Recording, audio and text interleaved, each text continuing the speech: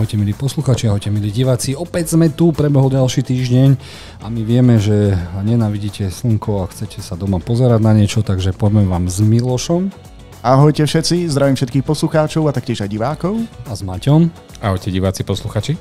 Predstavíme, čo ideme prepínať my traja, takže poďme rovno na to a dostaneme hneď komédiu o Rozhodne nejsi zvaná na mou bat micvu. To, ak sa nemýlim, to je židovský nejaký... A to je ženský, on je ako bar micva je pre chlapov a bat micva sa mi páči, ako opatrne našlapujeme okolo tejto náboženskej témy, ale keď som videl trailer, tak som si vlastne uvedomil, že doteraz som počul iba o... Ako sa to povie? Je to taký rituál, kedy sa z chlapca stane muž, to je bar micva? Bar micva, áno. A teraz som zistil, že je niečo podobné aj pre ženy? Áno, je, bat micva. Čiže Batmanovská micva? Dobre, a teraz niečo zaujímavejšie. Máme tu v podstate komédiu, dve najlepšie kamarátky, ktoré organizujú najlepšie párty a pohádajú sa kvôli jednému chalanovi, prvej láske, čo by ma až tak nezaujalo, pokiaľ by som si neuvedomil, že tam hrá skoro celá Sandlerová rodina. Máme tam Sandlera, Sandlerovú a dokonca aj malú Sandlerovú. Ktorá je malá Sandlera. Fakt? Ja neviem, ktorá z nich to je. Je to jedna z tých hlavných herečiek. Keď pôjdeš napríklad na CSFD a pozrieš si tam obsadenie, tak tam vidíš Sandler.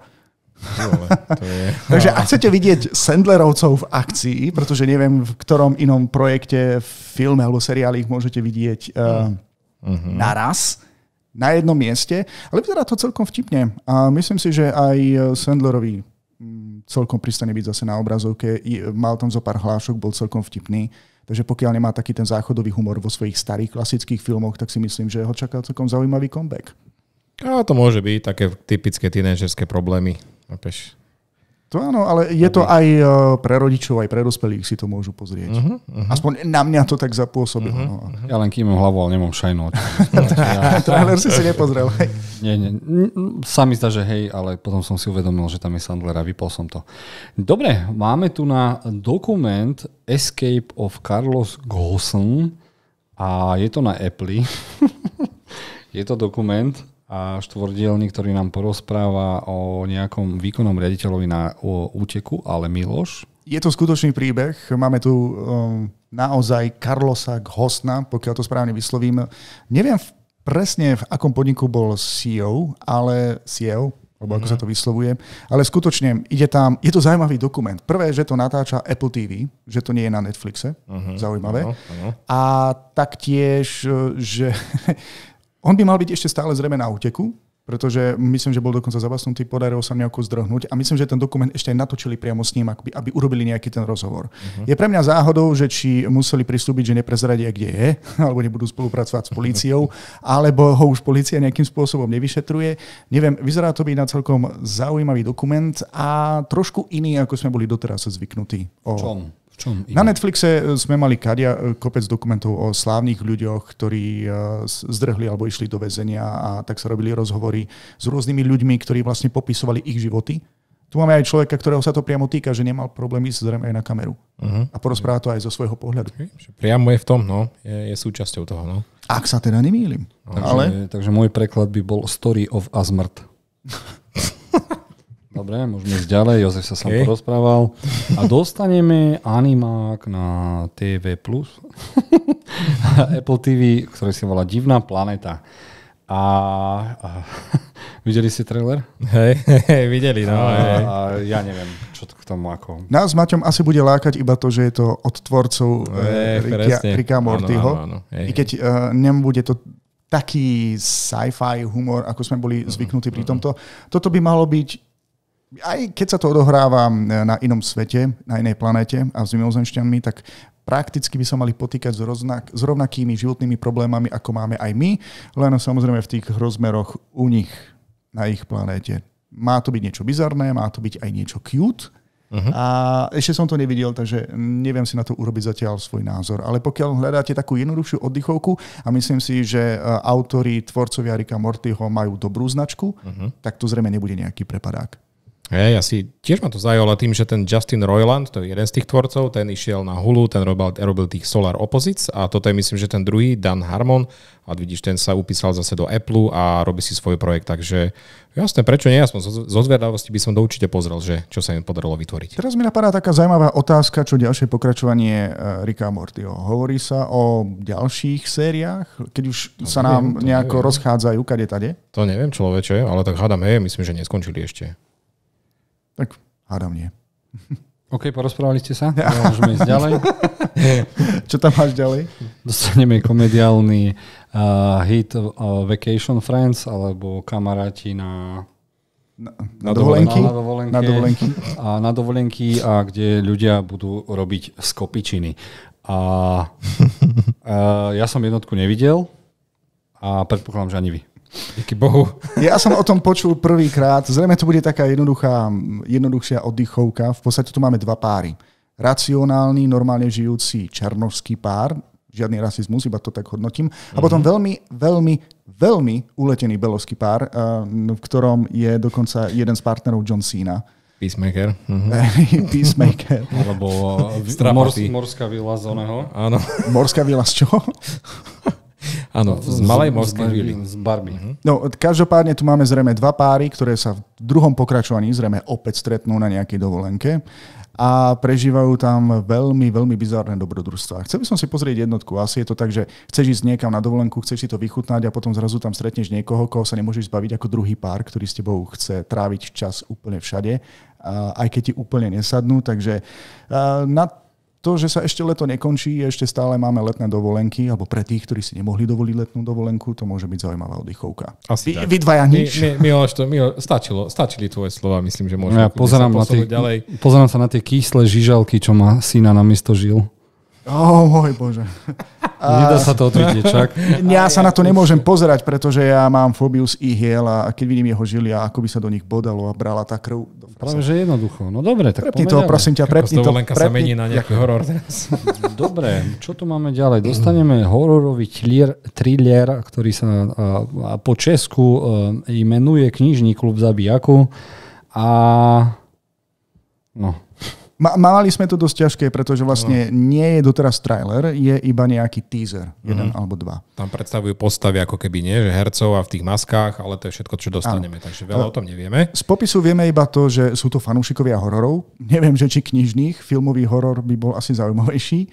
Problém je v tom, že sa v ich kruhu objaví nejaký bizarný, možno že vrah, alebo niečo iné, čo má na sebe klaunskú masku a je možné, že ich začne likvidovať, pretože všetkých tých, myslím, že ich je 8 ľudí, spája nejaká minulosť, alebo dokonca ten klaun pozná ich minulosť. Čo by v podstate nemalo byť také ťažké zistiť, kto je tým vrahom, pokiaľ máš 8 ľudí a je to niekto, kto ich presne pozná a pozná celú ich minulosť. To by malo ísť rýchlo. Čiže typický slasher alebo tínedžerovská vyvražďovačka Vrescott lomeno 8 Halloween krát Nočná múra z Elm Street. Asi tak. Na konci zistíš, že to bola niekoho mama. Mali by zakomponovať Scooby-Dooho a strhávať masky na konci. Čiže uvidíme. Bude to na Netflixe, sa mi zdá. A tak ďalej. No, ideme ďalej. No a dostaneme tu Jak zaháčkovať doktora. What the fuck? Ja som sa pripravil, urobil som si domácu úlohu. Trailer som nenašiel vôbec. Ty? Ja som našiel trailer, ale v tom jazyku, v ktorom to je natočené, to je... Si mi to teraz prepol, takže neviem. Španielčina. Je tam malá dedinka, ktorá si žije svojím vlastným životom a zistili, že potrebujú doktora. Nemajú. Majú tam parára, majú tam krčmára, majú tam skoro všetko, len mi tam chýba doktor. Tak sa ho snažia rozposielať listy, snažia sa nalákať nejakého doktora, ktorý by tam prišiel, lebo to znamená, že tam musí aj bývať ten doktor. A napokon sa nám tam objaví jeden chlapík, ktorý zistí, že prišiel do absolútne nikam. A teraz títo ľudia sa snažia urobiť všetko preto, aby ho tam udržali. Aby sa tam cítil dobre.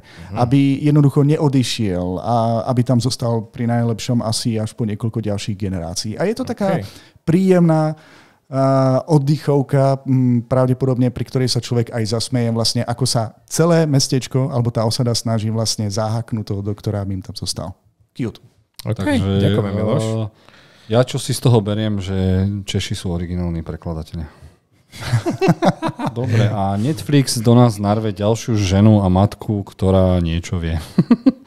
A volá sa to Kto je Erin Carterová, alebo Kto je Erin Carterová. A bude to 8-dielny film o britskej učiteľke žijúcej v Barcelone, ktorá zrazu pri jednom prepadnutí dá všetkým na papulu. Jo. Videli ste trailer? Videli, no. Toto už bolo toľkokrát človeče, toto. No, v podstate tu máme matku, ktorá žije svoj normálny život a potom zistíme, že jej minulosť je doslova vražedná. Neviem, že či je supertajnou agentkou, pretože dokáže veľmi profesionálne mlátiť a zabíjať ľudí. Trailer neprezradil, že či pracovala pre nejakú organizáciu, iba nám hovorí, že je to matka, učiteľka a zároveň aj zabíjak. Ale ako herečka vyzerá celkom presvedčivo a ty si spomínal, že si videl poľský film Matka, alebo... Mother's Day. A ten bol výborný, to sa mi páčilo. Vyzerá to, že minimálne tieto dva projekty by mohli byť také dobré, že nebude to také uletené ako Heart of Stone. Človeče. Takže bacha na zabíjacké matky v Poľsku a v Španielsku. Pozor na učiteľky, aby ste ich nenaštvali, lebo nikdy neviete, ktorá z nich je akože profesionálny zabijak alebo nieký čokoľvek. Aj moja žena je profesionálna učiteľka. No a je aj profesionálny zabijak? Dám tomu ešte pol roka. Ešte žije. Dobre, čo tu máme ďalej? Dostaneme 3. sériu úspešného fantasy dramatického sériu Ragnarok. A preložili to Češi nejako inakšie. Koniec sveta. A ja som nevidel ani jeden. Ani jeden. Pre mňa to bola tiež akože novinka. Maťo, nič? Novinka tiež. Nevedel som, že toto je už, chápeš, a 3. séria ide byť. A ja dozvedáme sa o tom teraz, takže ďakujeme prepínačom. Z toho, čo som si ja odniesol, tu máme očividne jedno mestečko, ktoré má problém so znečistením. Očividne, ja neviem, že či je tam nejaká veľká továreň, začnú sa tam topiť ľadovce a z nejakého dôvodu sa nám tam začnú objavovať mytologickí nórski bohovia a niektorí tí ľudia, rozhodne naša hlavná postava, dostanú superschopnosti. Máme tam chlapíka, ktorý bude Thorom a potom sú tam ďalšie postavy, ktoré nepoznám, ale očividne pre Nórov sú veľmi dôležití a som rád, že sa o tom niečo dozviem aj v tomto seriáli, ale vôbec som netušil, že niečo také existuje. Len dúfam, že to nebude taký prepadák ako Troll, kde slnko vychádza najrýchlejšie na svete. Tak našťastie slnko Thorovi neublíži. OK, dobre, poďme, čo tam máš ďalej? Neviem, no, nechceš opísať tohto chalana z Vyšu? Pekné kladivo, no. Dobre, takže prichádzajú kino. Čo chceme ísť do kina? Takže dobre, Miloš sa prihlásil, že chce ísť na Bociana Ríška 2. Prečo? Miloš, prečo chceš vidieť Bociana? Chceme to vedieť. Prečo chceš vidieť Bociana Ríška 2? Nevidel som ani jednotku, takže neviem, ale z toho, čo som si zistil, tu máme vlastne vrabca. Vrabčiaka, ktorý sa dostane do rodiny Bocianov, ktorí ho vychovajú ako Bociana. Inak Vrabčiak je Sparrow. A ja som si pri tom traileri uvedomil, že Jack Sparrow. Jack Vrabčiak. Dobre, také odklonenie. Ale v podstate tu máme teda Vrabčiaka, ktorý žije v komunite týchto... Čo som to povedal? Bocianov. Tí majú ťahať niekam na juh, alebo kam to lietajú len... Opäť pri tom lete zažije kopec dobrodružstiev. Ťažko sa mi to popisuje, pretože nepoznám tú jednotku. Vyzerá to celkom cute, ale ja mám taký problém s tým, že to vyzerá tá animácia tak trošku lacnejšie. To znamená, že to nebude taký dobrý animák, ktorý by potešil dokonca aj dospelého. Napríklad, keď si dobrý animák rozpoznáte podľa toho, že si pozriete trailer a smeje sa na ňom dieťa a smeje sa na ňom dokonca aj dospelý, pretože aj ten dospelý tam proste zachytí niekoľko vtipných hlášok, ktoré ho rozosmejú. Pri tomto nič. Toto je asi cieľovka sú tí menší, ale čo pozerám sa na ten obrazok a chcem vidieť, čo robí ten Punisher. Aký Punisher? Nevíš tu smrčku na tej sove? Marvel mal takého, hrdinu, že no. Vieš čo, že vraj tam bude zloduch nejaký páv a nejaká skupinka ľudí, ktorá bude terorizovaná týmto pávom a aby nebola terorizovaná, tak ten vrabčiak musím pomôcť nájsť nejaké klenoty alebo nejaký poklad, neviem. Neviem, kto písal scenár, ale nudiť sa pri tom deti určite nebudú. A možno aj tí dospelí, čo tam pôjdu. OK, poď. Čo máš ďalej? Jedno lepšie ako druhé. Nasratý dôchodca Liam Neeson potrebuje zarábať neviem na čo, takže opäť nakrútil film, ktorý sa volá Vražedná jazda a viem, že je to prerábka nejakého francúzskeho alebo nemeckého filmu a ten som videl, ten bol fajn a toto nemusím vidieť. Ja som zistil, že ty nechceš mať v rodine Liama Neesona. Proste máme tu chlapíka, ktorý niečo spacká vo Wall Street, snaží sa odviesť svoje decká boh vie kam a zrazu mu zazvoní telefón, že v jeho aute je bomba a pokiaľ nebude postupovať podľa pokynov, že jednoducho vyletí do vzduchu on alebo čokoľvek iné. A on tým, že je vlastne rukojemník plus tam má ešte aj deti, tak najprv sa snaží hrať podľa pravidiel, ale zistí, že očividne to nebude také jednoduché. Mne to trošku pripomínalo telefónnu budku. Neviem, či si spomínate na ten film. Celý sa odohral v telefónnej budke. Taktiež človek musel robiť podľa pokynov, ktoré mu zazneli v telefóne. Nebezpečnú rýchlosť. No, áno, takže tu máme druhú kombináciu a bojím sa, že ten trailer nám prezradil skoro všetko. No, jasné. A na konci mám iba nasraného Liama Neesona, ktorý očividne dostane toho bombového teroristu. Najhorší filmový rodič opäť v akcii. Ale ja to nechcem vidieť, človeče. To je tak zrecyklované. Akože však on je dobrý herec, akože nech skúsia niečo dramatické. Ja neviem, stále melie tieto veci jedno za druhou. Takže neviem. Vieš prečo? Typológia obsadzovania. Ako typológia obsadzovania? No, po Takene hral už iba v Takene. No, áno, tak lebo ho určite veľká skupina ľudí, fanúšikov alebo nejaká komunita rada vidí v takýchto filmoch nasraného dôchodcu, ktorý dokáže čokoľvek. Niečo mal niektoré akože fajn úlohy, neviem, páčil sa mi vo Vdovách, hej, tam mal trošku inú, viac dramatickejšiu, takže nech skúsi niečo iné, človeče, akože to je. Ale jeho neobsadia do ničo iné. Proste typologicky obsadzujú iba do takýchto filmov. Chudák, čo má robiť? Vieš čo, Schindlerov zoznam 2 nemá význam, vieš? No, tak. Pozri sa, videl som Taken 1 a bolo to niečo originálne. Aj strihy boli dobré. Už potom tie ďalšie pokračovania chceli z neho väčšiu akčnú hviezdu, len chudák, ako sa pomaly hýbe, tak museli zrýchlovať tie zábery, plus ešte ich strihať tak, že pri jednej bojovej sekvencii máš 100 strihov a to proste vidieť, že je veľmi lacno. Pokiaľ v tomto filme ho nechajú pri zemi, hej, že sa nebude musieť s niekým byť, maximálne sedieť v tom aute a šoférovať a byť nasraný, tak to nemusí byť najhorší film. Ešte by som ho použil ako Qui-Gon Jinn v nejakom Star Warse. Áno. To by si zaslúžil. Taký Jedi, teda to bolo fest dobre. No a potom tu máme ešte nejaký norský horor Sledovaní, no a teraz nejak sa roztrhlo v rece s tými norskými horormi a severskými, švédskymi, kadejakými. No Jozef, a teraz mi povedz, dávaš to do kina ako kinár? Ja som si pozrel trailer. A ani mňa to nezaujalo, ale keď ja si zoberiem, že je leto a vždy 15. na našej fanúšikovskej stránke Kina Moskva spravím anketu. Toto sú filmy, ktoré môžu prísť na nasledujúci mesiac. Doplňte, čo chcete a vždy napíšem ku filmu, či je to komédia, Marvelovka, komiksovka, horor. Vždy horory majú najviac lajkov. Vždy horory. Takže toto nedám na 5 dní, dám to iba na 2 dní, ale proste viem, že na horory vždy sa príde. Ja viem, ale odkiaľ si vybral ten kvázi horor, lebo mňa nevystrašil, ani to nevyzerá nejako mysteriózne. No ale tak keď máš 13, tak ti to stačí. Ja. Dobre, takže to pre nižšiu vekovú skupinu. No asi horor od 12 do 13. No. Sledování. No. Dobre, a týmto to ukončíme, takže pa. Ahojte. Majte sa.